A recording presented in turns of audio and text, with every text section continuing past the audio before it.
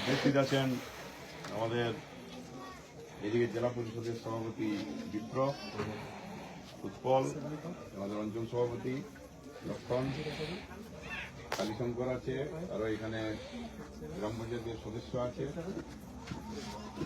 এবং আমার দিদিরা, বোনেরা, ভাইয়েরা। আজকে আমরা এখানে আগামী যে 23 তারিখ ভোট, সেই ভোটের আবেদন নিয়ে আপনাদের কাছে এসেছি এবং বিশেষ করে মাথোপাড়া বা এই বুথগুলা এগুলা থেকে বরাবর আপনাদের সমর্থন আমরা পাই। যে কোনো কারণেই হোক আপনাদের সকলের আশীর্বাদে 20 বছর আমি আপনাদের বিধায়ক হিসাবে ছিলাম।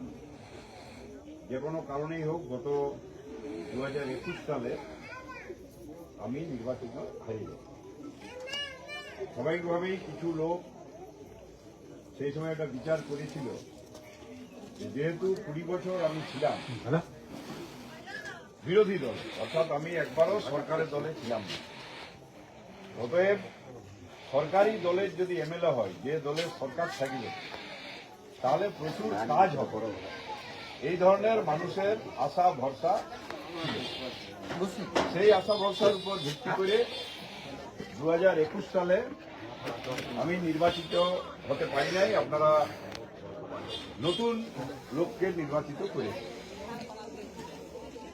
আমরা এই কথাটা বলতে চাই, একজন সরকারের দলের জনপ্রতিনিধি নির্বাচিত করার পর আমাদের এই এলাকার মানুষের যে কাজকর্ম করার আশা ছিল, সেই আশাটা কি পূরণ হয়েছে? এক কথাই বলুন আপনারা, হয় নাই। হয় নাই, এটা হচ্ছে পরিষ্কার গল্প, এটা আপনাদের গল্প। 4 বছর আমি চুপচাপ ছিলাম। হঠাৎ করে উনি একটা সাংবাদিক সম্মেলন করলেন এবং যখন 4 বছর 10 মাস ওনার এমএলএ হয়ে গেছে, তখন উনি বলছেন যে আমার একটা মোবাইল নাম্বার তোমরা সবাই লেখো, যার যে অসুবিধা হবে আমাকে জানাবে। কখন বলছে? 4 বছর 10 মাস পরে, মানে 2 মাস ভোট বাকি। উনি নিজেই নিজেকে স্বীকার করে নিয়েছেন যে 4 বছর 10 মাস আমার কারোর সাথে কোনো যোগাযোগ, নিজের উনার বক্তব্য, আমরা নাই বলি। উনি সাংবাদিক সম্মেলন, উনি আমার ফোন নাম্বারটা মনে হয় যাকে শুধাবে তারই পাশে আছে। তো আমার যেটা বক্তব্য, দেখুন, নির্বাচন হয় 3টা, একটা পঞ্চায়েত, একটা এমএলএ, একটা এমপি।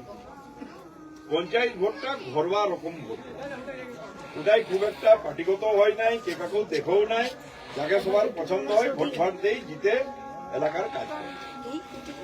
এমপি ভোট হয় দেশের নিয়ে, ওটা বড় বড় ব্যাপার। সেগুলাই আমরা ভোটে আমাদের পার্টিও দাঁড়ায়, সব পার্টি দাঁড়ায়, তখন যাকে যাকে মনে হয় ইউয়াকে ভোট দেয়, এই করে ভোটাভুটি। এমএলএ ভোটটা হচ্ছে সব থেকে গুরুত্বপূর্ণ, কারণ এমএলএ ভোটটা হচ্ছে গোটা বাঘমুন্ডি বিধানসভাটায় যিনি নির্বাচিত হবেন, তিনি গোটা বাঘমুন্ডি বিধানসভা সাধারণ মানুষের গার্জিয়ান, সাধারণ মানুষের অভিভাবক, সাধারণ মানুষের যে কোনো ব্যাপারে সেই লোকটার সঙ্গে যেন যোগাযোগ করতে পারা যায়, সেই ধরনের একটা লোককে সেইখানে নির্বাচিত হওয়া উচিত। ওইটা না হলে মানুষ হতাশা। একটু আগে রেবাই যেটা বলতেছিল যে আমরা 5 বছর ইধার হবো না উধার হবো, কোথায় যাবো, গার্জেনলেস, কারো কোনো মানে ছায়ার জায়গা নাই, এটা কিন্তু ঘটনা ঘটেছে। তাহলে এই ধরনের পরিস্থিতিতে আপনারাকে 2026-এর যে 23শে এপ্রিল যে ভোট, সেই ভোটে আপনাদেরকে সঠিক সিদ্ধান্ত নিতে হবে। এইটা হলো মূল কথা। আজকে আপনারা সকলে জানেন যে আমি 20 বছর এমএলএ থাকাকালীন কেউ যদি বলে 20 বছর তো ছিল, কি কি করল, এবার যতটুকু আমার মনে আছে সেগুলো বলছি। এবার গা গেলেই লোকে বলে এটা আমি স্যার আপনি এইটা করেছেন এইটা করেছেন, তখন আমি ডিটেল বলতে পারবো না। এই দুটা বড় বড় কাজ আপনারা সবাই জানেন। এই তুলিনের সুবর্ণ রেখা থেকে 5000 লোক নিয়ে পুরুলিয়া পর্যন্ত আমি পদযাত্রা করেছি, যাদের একটু কারণটা কি? কারণ ওটা ঝালদায় যেন সাব ডিভিশন অফিস হয়। Sub division office, sub division office মানে কি? মানে হইল এখানে এসডিও বসবে, আর ওই অফিসটার সঙ্গে সঙ্গেই দুটা কাজ হবে। কি কি? একটা হইল কোর্ট, কোর্টের কেসের জন্য আমাকে পুরুলিয়া যেতে হবে নাই, ঝালদাই হবে, তার জন্য সাব ডিভিশন অফিস। আর একটা হইল সাব ডিভিশন হাসপাতাল, হাসপাতালে সবসময় পুরুলিয়া দেবেন মাহাতো যেতে হবে নাই, ঝালদাই এইটা হবে। এইটা হইল সাব ডিভিশন হওয়ার মানে। আমরা অনেক চেষ্টা চরিত্র করে 2017 সালে ঝালদায় সাব ডিভিশন ঘোষণা হইল। আজ হইল 2026 সাল, এখনো কি ঝালদায় কোর্ট হয়েছে? হয়েছে কি? হয় নাই। কেন হবে নাই? কে করবে? এটা কার দায়িত্ব? বলুন না। সরকারের ক্ষমতায় আছে সে, যে এমএলএ আছে তার মূল দায়িত্ব। আমি এই সভায়, এত বড় একটা সভায় ঘোষণা করছি, আপনারা যদি আমাকে নির্বাচিত করেন, আমি 6 মাসের মধ্যে ঝালদায় কোর্ট খুলাবো। একদম 6 মাস। আপনারা যদি নির্বাচিত করেন, 6 মাস থেকে 1 বছরের মধ্যে ঝালদায় সাব ডিভিশন হসপিটাল খুলাবো। তাদের সুবিধা, সাধারণ মানুষের সুবিধা। আজকে আমরা এই পরিস্থিতিতে আপনাদের সকলকে এইটাই আমি আবেদন করব, আজ এখনো এইখান থেকে আমরা কলকাতা যাই, নির্বাচিত হয়, একটু চুপ থাকুন, কলকাতা আমরা যাই, এইখানের মানুষ কলকাতায় কি সবাই সরবড় বটে? নয়। গেলেই আমরা একটু অন্য পুরুলিয়ার লোক, থাকার জায়গা নাই, অনেক একটু আমরা বসেছিলেন এখানে হসপিটালের গল্প হচ্ছে। আমার যেটা বক্তব্য, কারো অসুখ বেসুখ হবে, কলকাতা আপনারা লোকটাকে নিয়ে যাবেন, ফ্রি চিকিৎসা করে দেওয়া হবে, বা সঙ্গী লোকটা থাকবে কোথায়? কলকাতায় থাকার জায়গা আছে কারো? না। তাহলে হোটেলে ভাড়া করতে হবে, না হয় হসপিটালের শেডের নিচে ঘুমাতে হবে। আমি যতদিন এমএলএ ছিলি জোর গলায় বলছি, পুরুলিয়া, ঝালদা, বাঘমুন্ডি যত লোক যাইছে আমার মাধ্যমে সবাইকে থাকার ব্যবস্থা নেপাল মাহাতো করে পর্যন্ত রেখেছিলি। এইখানে ঝালদার মানুষের যেন অসুবিধা না হয়। আজ এখন আমার দুঃখ লাগে, কদিন আগে একটা পেশেন্ট হার্টের অপারেশন হয়েছে, ওর বউটা আর ওর ছেলেটা জায়গা নাই, হসপিটালের বাইরটায় ঘুমাচ্ছে, জল পড়ছে। আমি যাই দেখা করতে গেলি, বুঝে তো তোমাদের বউটা বলছে, আমার বউ আর ছেলেটা আছে, কথা আছে, বাইরে বাইরে ঘুমাচ্ছে, জল জিজ্ঞাস হচ্ছে, চলো তোমাদেরকে আসে। তখন আমি একটা লোককে বলে রুমের ব্যবস্থা করে। এই ধরনের যে আমাদের কি চাই, কি চাই, আর অন্য কিছু চাই কি? আজ কিন্তু এইটা আমি মনে করি, আপনারা অন্য কাউকে মনে করতে পারেন যে অন্য কেউ হয়তো আরো ভালো করবে, নিশ্চয়ই তাকে ভোট দিবেন, কিন্তু আমি 20 বছর ধরে এই কাজ করেছি বলেই পরপর 4 বার আপনারা নির্বাচিত করেছেন। 4 বার এমএলএ হওয়া তো সহজ নয়। তাহলে আজ আপনাদের সকলকে এই ধারণাটা যে তৈরি ছিল মানুষের, যেটা পরিবর্তন করে একটা সরকারি দলের এমএলএ হলে দমে ভালো কাজ হবে, এই ধারণাটা ভুল। আমার খুব দুঃখ লাগে, আপনারা সকলে জানেন, এই আপনাদের পাশে একটা কমিউনিটি হল আছে না? কমিউনিটি হল, কমিউনিটি হলটা কি জন্য করা হয়েছিল? কি জন্য করা হয়েছিল? পুলিশ থাকার জন্য না আপনাদের সাধারণ মানুষের কাজ করার জন্য? সাধারণ মানুষের কাজ করে এখন চলে, কারণ বন্ধ, পুলিশ আছে না, কে আছে ভগবান। তাহলে এত বড় একটা জিনিস করে দেওয়া হইল, এটার মেনটেনেন্স কে এটার দায়িত্ব নিবে? পুলিশের চাবি নিয়ে নিয়েছে। মাঝে মাঝে আমি লোকগুলাকে বলছি যে তোমরা এটা করো না ভাই, এত দামি একটা জিনিস। আজ দুলিনের বুকে একটা কাজ হয়েছিল, সেটাও মানুষের কাজে লাগছে। ছোটখাটো বিহার দান, যারা গরিব লোক, তারা প্যান্ডেল করতে পারবে নাই, সেখানে 200-400 টাকা দিয়ে ওটা করতে পারছো। তাহলে এত বড় সুযোগটা থেকেও আমরা বঞ্চিত হয়েছি, কেউ বলার লোক নাই, এমএলএ দেখার লোক নাই, আর ও নিজে তো কোনো করবে কি? তাহলে আজ ওদের একটাই অস্ত্র কি, দিদি দিচ্ছে লক্ষ্মী ভান্ডার। লক্ষ্মী ভান্ডারের কথা অনেকে বলবে, তবে এইটা একটু ভালো করে মন দিয়ে আপনারা শুনবেন, এটা আমার অনুরোধ। এই লক্ষ্মী ভান্ডারটা হচ্ছে মহিলাদের একটা প্রকল্প ভাতা, যারা মাসে মাসে এই টাকাটা পায়। ঠিক আছে, ভারতবর্ষে যতগুলা রাজ্য আছে, কটা রাজ্য আছে? 28টা। ভারতবর্ষে যতগুলা রাজ্য আছে সমস্ত রাজ্যে মহিলাদের এই ভাতা দেওয়ার সিস্টেমটা আছে, সব রাজ্য। ঠিক আছে, নামটা কেবল উল্টা পাল্টা। যেমন আপনি যান কর্ণাটক, কর্ণাটকে এটার নাম বটে অন্নপূর্ণা যোজনা। কর্ণাটক কার রাজ্য? কংগ্রেস। এই অন্নপূর্ণা যোজনাতে কর্ণাটকের মহিলারাকে কত করে ভাতা দেওয়া হয়? 3000। কতদিন থেকে? যেদিন থেকে সরকার হয়েছে, প্রথম থেকে হলো। এরপরে চলে আসুন আপনি হিমাচল প্রদেশ, আমি কয়েকটা নাম বলছি। শুভ লক্ষ্মী যোজনা, ওখানেও দেওয়া হয় 3000 টাকা। তেলেঙ্গানা মহালক্ষ্মী যোজনা, ওখানেও দেওয়া হয় 3000 টাকা।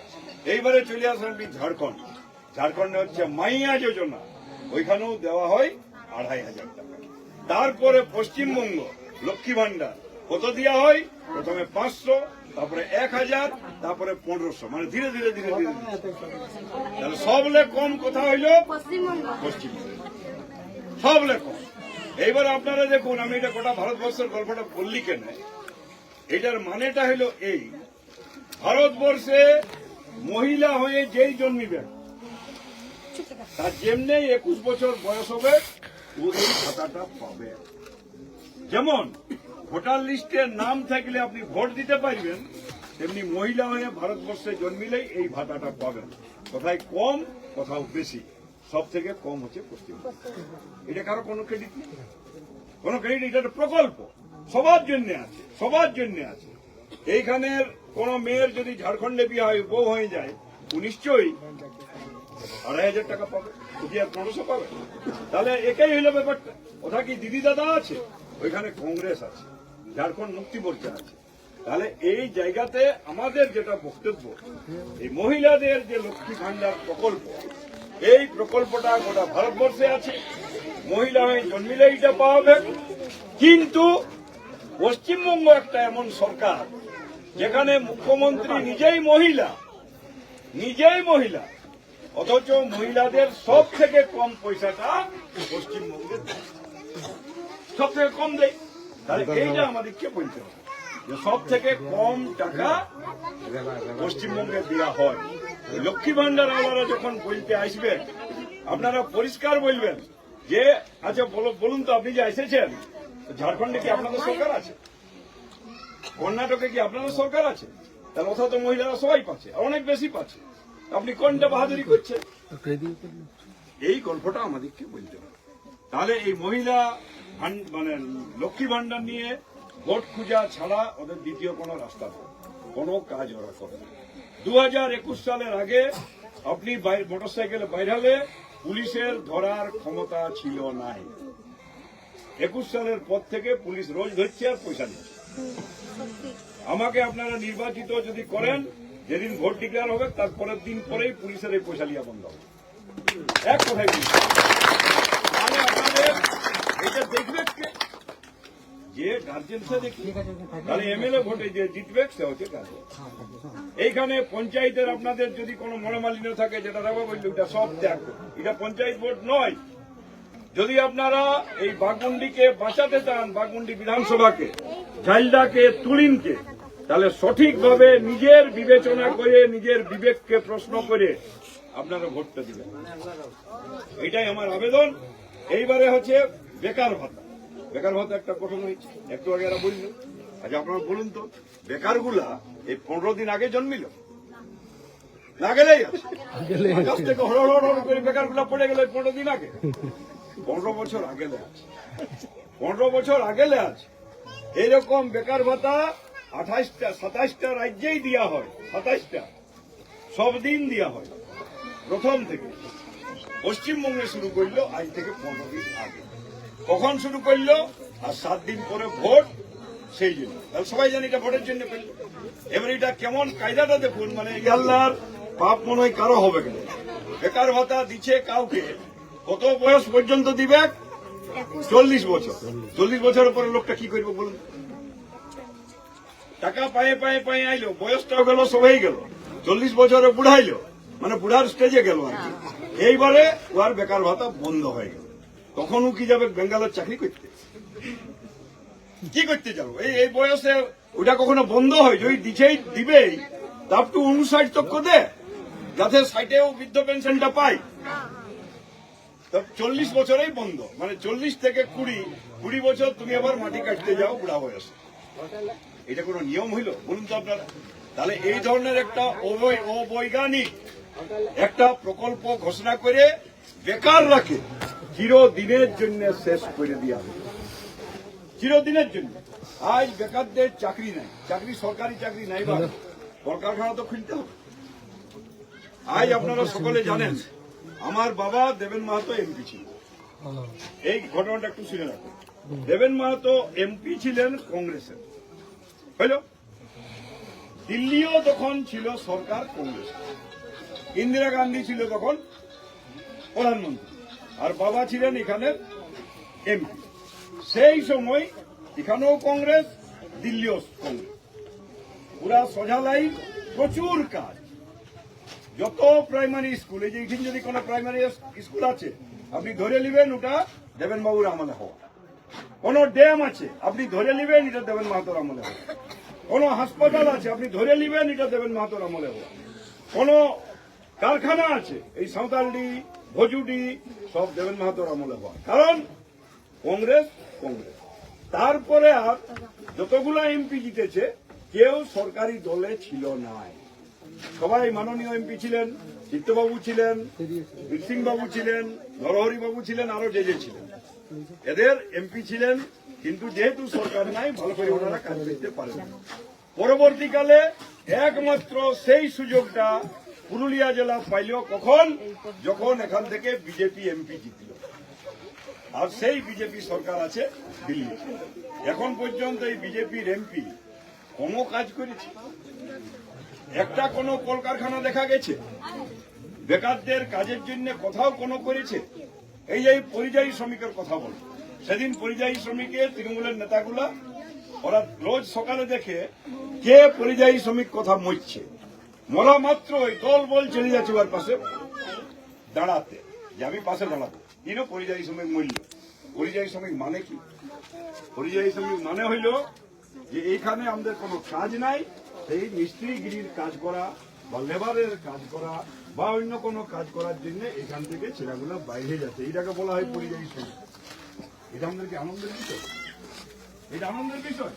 এবারে তৃণমূলের নেতাগুলো রোজ যখন আসতো এই মাঝিটি অঞ্চলের এক জায়গায় আছে, যে এবার আমার টিভিওয়ালাই শুধু আমি চ্যানেল শুরু, ওরা তো অভিষেক ব্যানার্জি পর্যন্ত চলে আইলো পরিযায়ী শ্রমিককে সান্ত্বনা দিতে। আমরা খুব খুশি এইটাতে, খুবই খুশি।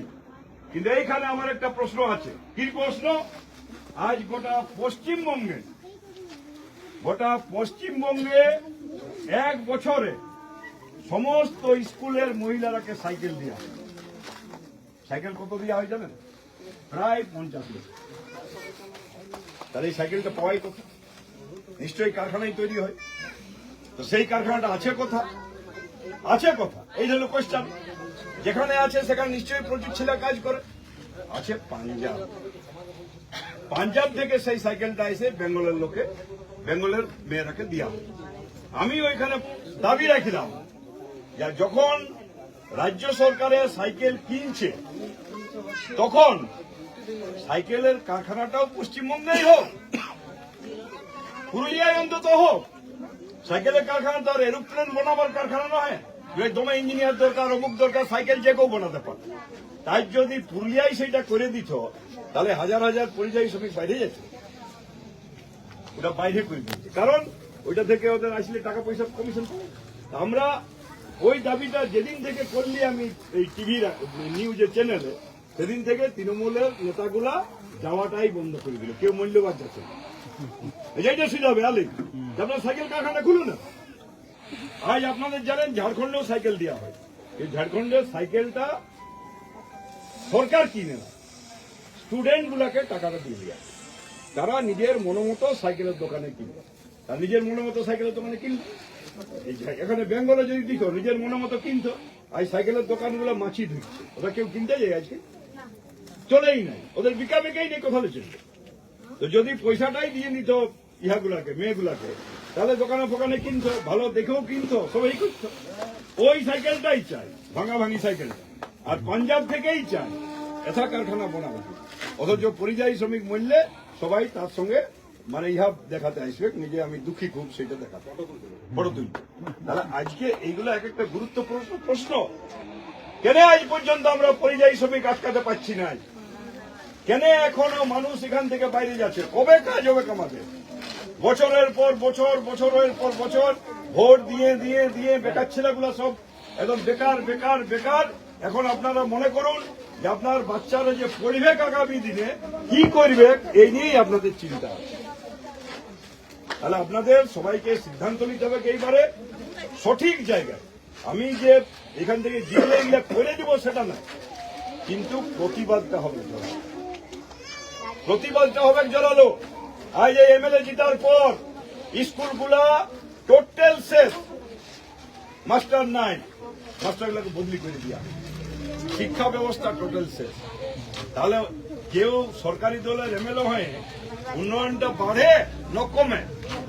আজ কমে শেষ। সেই জন্য দিদিরা দাদারা যারাই শুনছেন সবাইকে আমি অনুরোধ করছি, যদি এই এলাকাকে বাঁচাতে চান আপনারা সুযোগ দিন আমাদেরকে আরেকবার। এবং আপনাদের সকলকে আমার জোড়হাত করে অনুরোধ, এইবারেই সম্ভবত আর আমি ভোটে লড়াই করব কিনা সন্দেহ আছে।